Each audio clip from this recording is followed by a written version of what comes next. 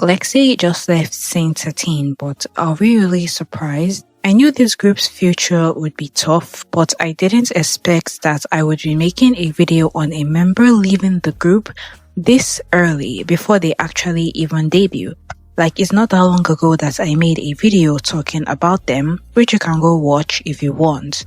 So on July 13th, 2026, Hybe ex-girlfriend released a statement that Lexi was officially leaving SATINE, the highly anticipated global girl group she was set to debut in. What makes this absolutely wild is that this is not the first time Lexi has walked away from this exact company. She has done it twice now. She did it during the survival show that created Cat's Eye, and now, after being given a second chance in a brand new group, she has packed her bags and walked out the door again, right before the group was supposed to officially debut. When the announcement dropped, people were confused, shocked, and honestly a little bit impressed. It is almost unheard of for a trainee to voluntarily leave a massive project group right before they actually debut, let alone do it twice to the same entertainment company. And Hybe ex-girlfriend isn't a small company whatsoever. So what actually happened behind the scenes? Why would someone turn their back on a career that was practically guaranteed to succeed? Was there drama between the members, or did Lexi simply realize that the corporate idol system was never going to give her the creative freedom she wanted? To understand how we got to this point, we have to look back at the very beginning of Lexi's journey with Hybe ex-girlfriend.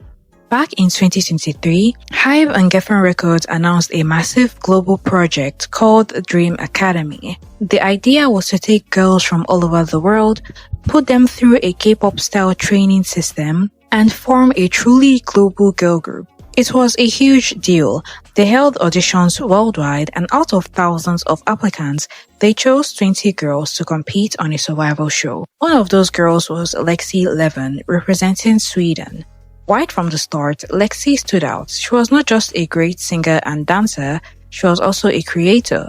She had experience as a songwriter and producer, which is pretty rare for someone entering the K-pop trainee system. Most of the time, companies want trainees who are blank slates, people they can mold into whatever image they want. But Lexi had a strong sense of identity. She had a unique, cool vibe, incredible vocals, and a clear artistic vision. She was also a fan favorite. The judges loved her too, and as the show progressed, she was widely considered as someone that would debut in the final group, which we now know as Cat's Eye. But as the competition got tougher, the cracks started to show. The survival show format is notoriously brutal. You are living with the people you are competing against. Your every move is filmed, and the public is constantly judging and voting on your worth. It is a massive psychological pressure. For Lexi, the environment started to clash with her personal values. She did not like the cutthroat nature of the competition, and she did not like how the intense pressure was affecting her mental well-being. She was also starting to realize that the traditional K-pop idol system, where the company controls every single aspect of your music, your look, and your life, might not be what she actually wanted. And so she did something that shocked everyone watching the show. She voluntarily withdrew. Around the 7-week mark, while the show was still running, Lexi voluntarily withdrew from Dream Academy. Recently, I made a really hard decision that I will be leaving the Dream Academy. Little Lexi, a minor, dropping out of school, moving to LA, pursuing her dreams, and was really scared. And you guys just welcomed me with open arms, and just an overnight decision. The reasons are many, but I would say that the main reason for my decision is that this path is just not meant for me. At the time, she explained that she wanted to focus on working behind the scenes as a songwriter and producer. She wanted to make music on her own terms, without the constant stress of a reality TV competition. Fans were sad, but they respected her decision. It took a lot of guts to say, "This isn't healthy for me and I'm leaving," especially when a spot in a major global group was practically hers for the taking, considering how loved she was by the judges and the company. In later interviews, she revealed that she actually had no idea Dream Academy was going to be a reality survival show when she first signed up. It was a hard decision because I also I wanted that really badly. Like, I would do almost anything to get in the group. Then it was like, there was a bunch of factors. My injury, one of them. Yeah. Like, even though I'm better now after the surgery and all of that, like, I don't think I will be able to dance fully at that level. So that was absolutely like a concern of mine.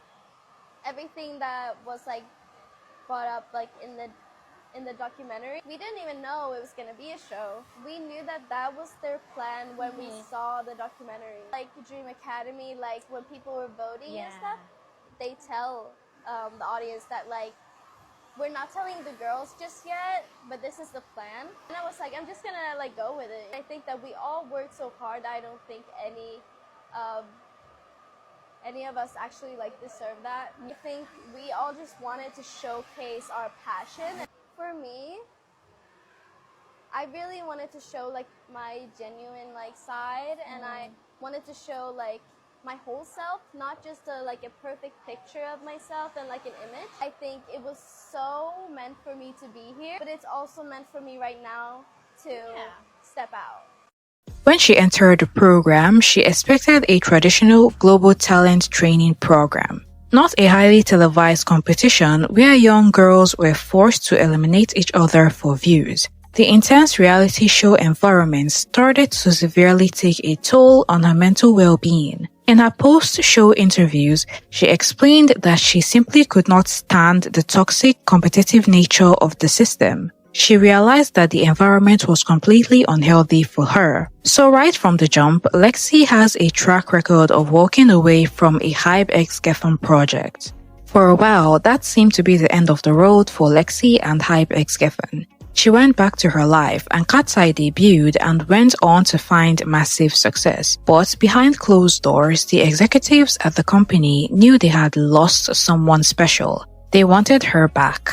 Fast forward to 2025. Out of nowhere, HYBE-X announced a brand new project. They were forming another global girl group, initially operating under the placeholder name Prelude. And when they reviewed the lineup, people could not believe their eyes. The lineup featured 3 familiar faces from Dream Academy: Emily, Samara, and Lexie. So Lexie was back alongside 2 other Dream Academy contestants who also hadn't made Cat's Eye's final lineup. People were incredibly confused but also highly excited. Why would Lexie, who had explicitly left the company because she did not want to be a manufactured idol, come back to the exact same company? According to fan theories and the general vibe around the project, the pitch for Prelude was supposed to be completely different from Cat's Eye. This was not going to be a standard, highly choreographed K-pop group. Instead, the vision presented to the girls, and maybe to Lexie, was a more mature, vocal-focused group. This made sense. You had Samara, who has an incredibly powerful voice, Emily, who is an elite dancer, and Lexie, who could be an all-rounder. It felt like a true collaboration of talented artists who have their specialties. There were also theories that SATINE was formed around Lexie. The company liked her enough to bring her back to another group, despite the fact that she voluntarily left the competition. People often said that the only reason why she would have agreed to come back was because the group would be formed and centered on her. So, for months, the 3 girls trained together, built up their chemistry, and prepared for their debut. Emily, Samara, and Lexie were already out in the public as a trio under the Prelude name. They had already started attending events like the Billboard Women in Music show in Los Angeles. People were hyped. It felt like the perfect redemption story. Lexie was also finally going to get the debut she deserves on her own terms, alongside people she knew and cared about. In early 2026, HYBE-X decided that a 3-member group was not enough for a global girl group. They wanted to expand the group's reach, specifically in the massive Japanese music market. To do this, they launched another survival show in Japan called World Scouts: The Final Piece. The goal of the show was to find a 4th member to join Prelude and complete the lineup. The show ran for 12 episodes, featuring Japanese members of hype girl groups like LE SSERAFIM Sakura and Kazuha, as well as Eyelid Smoker and Iroha. It was a massive promotional push, but behind the scenes, fans of the original trio were starting to worry. The chemistry between Emily, Samara, and Lexie was already established. They had spent over a year training together as a cohesive unit, and they knew each other before the existence of Prelude. So adding a brand new member through a fast-tracked reality show felt risky. By the end of the show, a 16-year-old trainee named Tobi Sakura was announced as the winner and the final member of the group. On the very same day, the group officially changed its name from Prelude to SATINE. The group released a pre-debut track called Party Before the Party, which all 4 members also performed during the finale of World Scouts, and the promotions were in full swing. But for the people watching closely, something felt incredibly off. The addition of Sakura completely changed the dynamic of the group. First, there was a major age gap. The original members were young adults, while Sakura was a minor who had very little training compared to the others. More importantly, the music direction would probably have to change. Instead of the mature, vocal-heavy, sophisticated sound and identity that had been teased, the music and concept would have to lean towards highly commercial, TikTok-friendly pop designed to appeal to a younger audience. They now have a minor in the group, so it's either they tone down their concept or risk giving Sakura a mature one, bringing backlash to the group. Who knows what might have occurred behind the scenes, but for an artist like Lexie, who had probably joined the project based on a very specific promise, this shift must have been incredibly frustrating. People noticed that in recent social media posts and pre-debut promotional content, Lexie looked increasingly distant. After World Scouts, the final piece, and the selection of Sakura, it seemed like Lexie especially was not hyped for this particular lineup.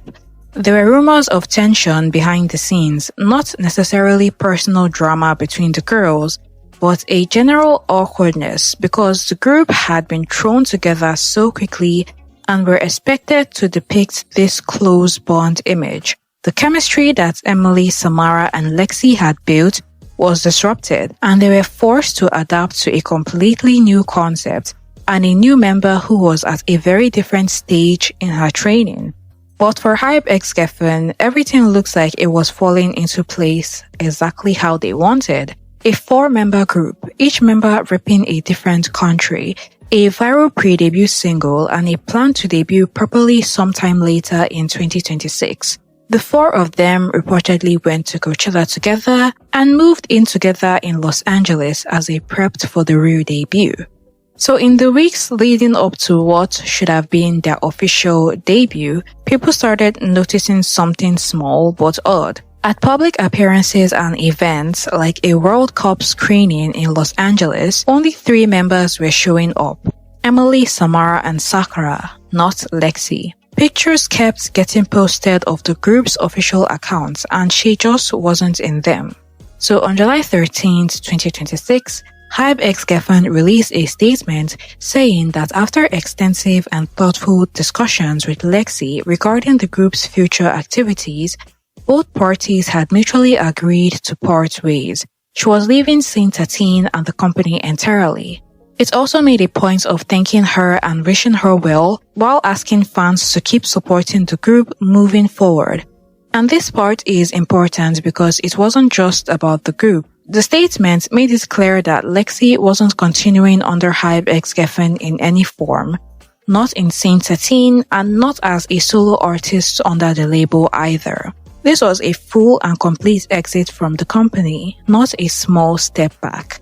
Lexie herself followed up soon after with her own message posted to her Instagram story. In her own words, she started by saying that when she joined Project SATINE, she truly believed it was the right place for her. She talked about how excited she had been for the original vision and the future plans they had worked towards. She described the split as mutual and said she and the label simply had different ways of operating. For anyone who understands corporate PR language, Different ways of operating is a massive polite way of saying we had creative differences and I did not agree with how the company was running things. She also made sure to show love to her former group mates, writing Emily, Samar, and Sakura are her forever sisters. They will always support each other and want the best for each and every one of them, probably to avoid the members receiving hate. But she ended her message with a very clear, confident tease about her future, stating that she is on her next adventure. Her debut and future might look different than what we expected, but we should stay tuned and she's not done yet. It made it very clear that Lexie was not giving up on music. She did not leave because she lost her passion. She apparently just didn't align with the creative vision of HypeX Geffen for her career. While the official statements try to make everything sound perfectly amicable, the internet has been busy piecing together the timeline to figure out what actually went wrong. The most common theory among fans points directly to the creation of World Scouts and the subsequent rebranding of the group. When the Prelude lineup was released, we, and maybe even Lexie herself, was under the impression that they were creating a specific type of group. The trio had a very mature, Western-leaning look and R&B sound. They were supposed to sing complex vocal harmonies and have a lot of creative input. But when the company decided to run a survival show in Japan, and bring in a minor who had not gone through the same extensive training, the entire trajectory of the group probably changed. The music had to be adjusted. The concept had to be watered down to fit a younger member. For Lexie, this must have felt like a massive step backward. She had already walked away from Cat's Eye because she did not want to be just another cog in a highly manufactured industry. To see her second project slowly turn into the exact same thing she had run away from the first time must have been a bitter pill to swallow. The theory of her not liking the lineup after World Scouts for a group that was probably promised around her stands stronger than ever. There is also the reality of how these massive labels operate. K-pop companies have very strict ways of doing things.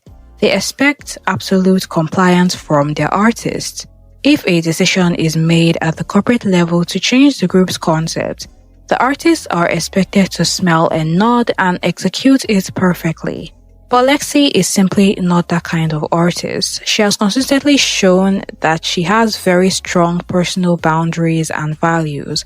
She is someone who would rather walk away from a massive opportunity than stay in an environment where she feels her creative voice is being silenced or ignored. Is Lexie's departure that surprising? Not really. It's more of a pattern, if anything. People predicted it the moment the final piece ended. Once a person shows they're willing to walk away when something doesn't feel right, you shouldn't be surprised when they do it again. But this whole HypeX Geffen thing is actually deeper than her leaving the group. Saying SATINE isn't the only rocky thing happening in the HypeX Geffen world right now.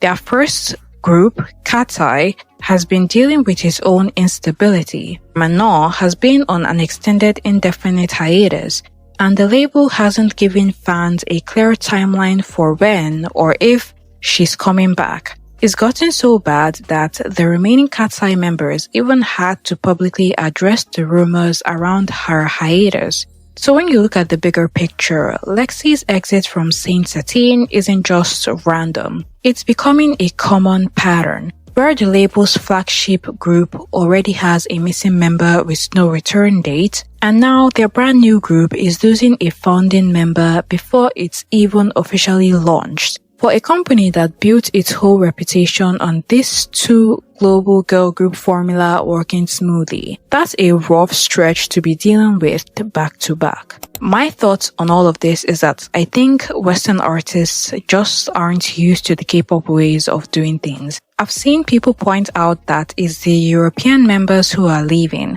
and I can actually understand this theory. It's actually a very believable theory. Some people just aren't built for the K-pop idol system. Some people just can't cope with all the restrictions, hours of training and performance, and most especially the hate. I think that if these global girl group members can't commit to actually being artists, they should stop wasting everybody's time. She went back to HypeX Geffen after Dream Academy. knowing how everything worked, and participated in another survival show despite criticizing the first one. These people want awards and fame without actually putting in the work. It's understandable that she might not have been happy with their vision for the group, and that's okay, but these companies can't bend to everybody's demands all the time. And global groups seem to have a hard time understanding that everyone can't bend to you unless you're independent.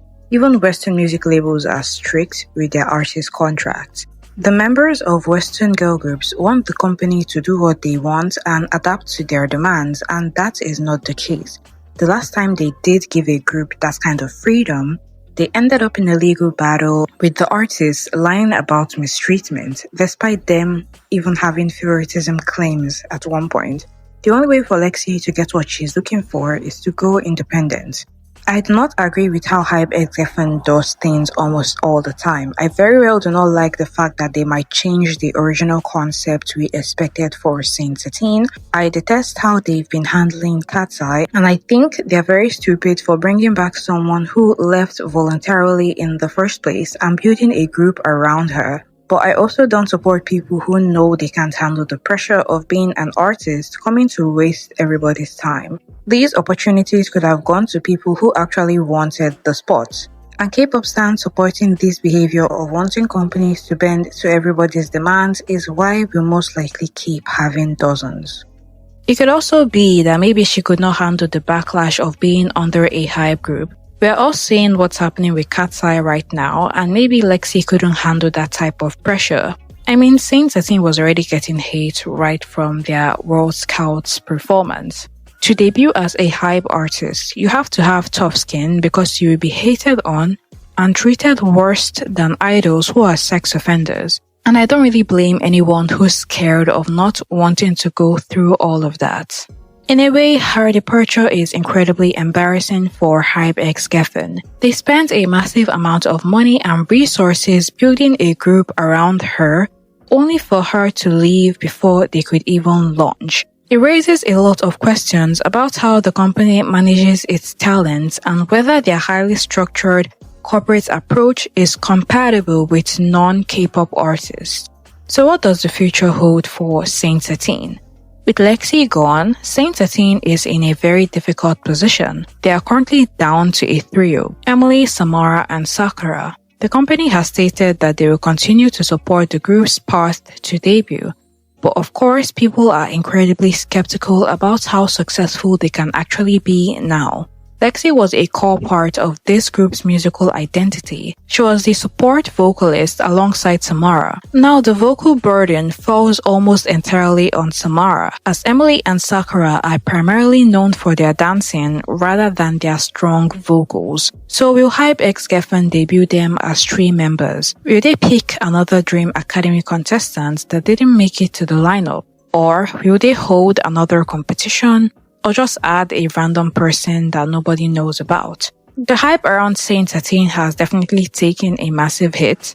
Lexie was undoubtedly the most popular member, and now she's gone. It's a sad situation for the rest of the Saint Satine members. All this drama and the group hasn't even debuted yet. Emily, Samara, and Sakura are now caught in the middle of a massive PR mess and have to move on with a project that have lost a core and huge chunk of its fanbase. But while Saint Satine's future looks incredibly uncertain, we do know from her statement that Lexie does intend to still debut as an artist. Her tease about her next adventure suggests that she is already working on solo music, just without the strict limitations of a corporate girl group. Lexie's decision to walk away twice from a huge company like HypeXGeffen is quite bold, but I'm interested to hear your opinions on this. What do you think about Lexie's decision to leave Saint Satine? Do you think she made the right move, or do you think she missed out on a massive opportunity? And what do you think this means for the future of Saint Satine? Let me know your personal thoughts in the comments.